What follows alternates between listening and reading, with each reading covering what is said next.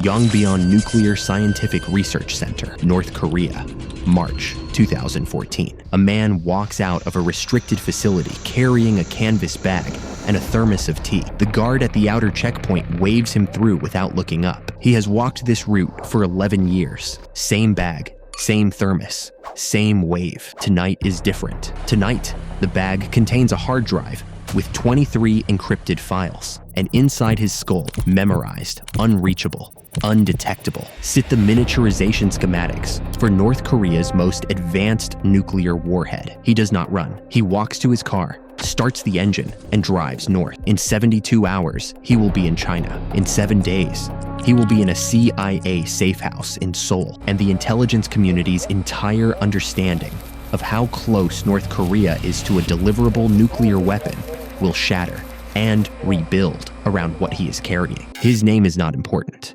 The regime erased it the moment he disappeared. What matters is what he knew, what he took, and what it cost everyone around him.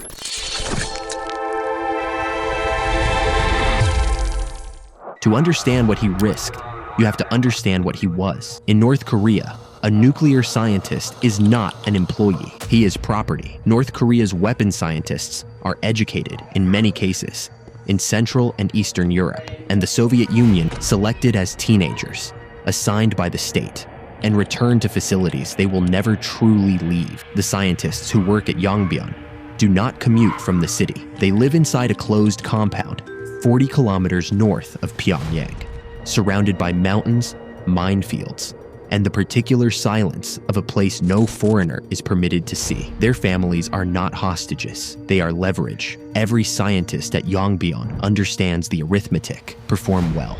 Promotion, better housing, extra food rations. Your children assigned to elite schools. Underperform, question orders, or disappear without explanation, and your family answers for it. Not only their immediate family members, but even distant relatives could get punished. They could send the entire family to a political prison camp from which they cannot get out for their entire life. The system does not need to issue threats. It never has to. The threat is the air everyone breathes. Our scientist, call him Dr. Ryu, had been breathing it for 15 years. Dr. Ryu was not a dissident. He was not a rebel. He was, by every measure the state applied, a model scientist. His laboratory, subordinate to the Nuclear Energy General Bureau, worked on the implosion-type warhead designs tested at Yongdok-tong, high-explosive detonator systems designed to compress a plutonium core to critical mass in microseconds. He understood the physics, he understood the engineering, and he understood, in the specific way, that only the people who build these things can understand exactly what he was building. Over 15 years, he watched North Korea's program advance from crude, untested theory to something terrifyingly real. He watched colleagues receive medals. He watched other colleagues disappear. One vanished after raising questions about a test result that did not match the expected yield. The questions were correct. The yield model was flawed.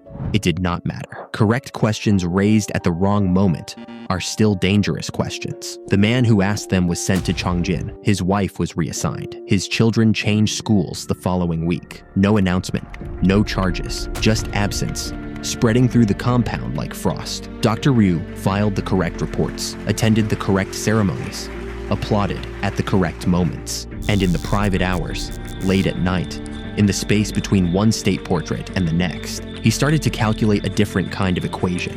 Not physics, not yield ratios. The probability of surviving the system he had spent his life building. What tipped him was not dramatic. There was no single moment of political awakening. It was a list of names, colleagues who had been decorated, celebrated, promoted, and then, without warning or explanation, removed. 14 names in 4 years. He knew every one of them.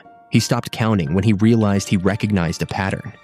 The regime did not punish failure. It punished people who knew too much. And there was no one at Yongbyon who knew more than Dr. Ryu. He spent 18 months planning, not 18 months of dramatic preparation, 18 months of ordinary life, performed with extraordinary precision, while underneath it, quietly and irreversibly, he built his exit. He memorized what he could not photograph: schematics, test protocols, yield assessments, the specific configuration of the implosion lenses that North Korean engineers had spent a decade perfecting, the high explosive detonator testing at Yongbyon, the data US intelligence had been tracking by satellite for years without being able to confirm. He carried it in his memory like a second nervous system. The encrypted drive held the rest: 23 files, compressed, scrambled, hidden inside a folder labeled with the name of a mineral compound he used in legitimate research. He did not tell his wife. This was not coldness. It was the only way to protect her. If she did not know, she could not be made to say. On the morning of March 14th, 2014, he kissed her on the cheek, picked up his canvas bag and his thermos, and drove to work. He ran his morning calibrations. He filed a request for weekend access to the materials lab. Then, at 11:40 a.m., he reported a family emergency: his mother, a fall, a hospital in Pyongyang. His supervisor signed the form. He walked through the outer gate. He did not come back. The route out of North Korea is not a single road. It is a web of decisions, each one a point of no return. He drove north for 6 hours, not to a border crossing. Those were watched, logged, and beyond his reach, but to a broker, a man in a small city near the Chinese border, a man who moved people for money with the quiet efficiency of someone who had done it long enough to stop thinking of it as unusual. Crossing the Tumen River, which freezes in winter and offers defectors a narrow window of passage, is one of the most common routes out. But the Chinese side is not safety. Beijing regularly detains and deports North Korean defectors back across the border. Dr. Ryu knew this. He crossed the river on a moonless night, following a guide he had met once, in the dark, for 4 minutes. 3 weeks before, the far bank was China. He did not feel relief. He felt exposure. In North Korea, he had been invisible, protected by access, by routine, by the machinery of state trust he had spent 15 years earning. In China, he was a North Korean with a canvas bag and a secret. The broker moved him fast. Dalian, then a night flight, then Seoul. 71 hours after leaving the compound, the CIA analysts who first received him thought they had 30 days of material. They had 3 years. US intelligence authorities had been tracking the location of North Korea's test sites for years based on the testimony of defectors and satellite confirmation, but they had never had a source who had worked inside the Warhead design program itself. What Dr. Ryu carried was not just data, it was context. There's a difference between seeing a test site on a satellite image and understanding what was being tested, between knowing a facility exists and knowing what its engineers had solved, between counting warheads and understanding whether they could actually be delivered. He told them what had been solved: the miniaturization problem that Western analysts had spent a decade debating whether North Korea had achieved it or was years away. He walked them through the solution, step by step, from memory on a whiteboard in a safe house in Seoul. The room went quiet, not because they doubted him, because they believed him, and because what he was drawing rewrote every intelligence estimate prepared in the previous 5 years. North Korea was not approaching a deliverable warhead. It had one.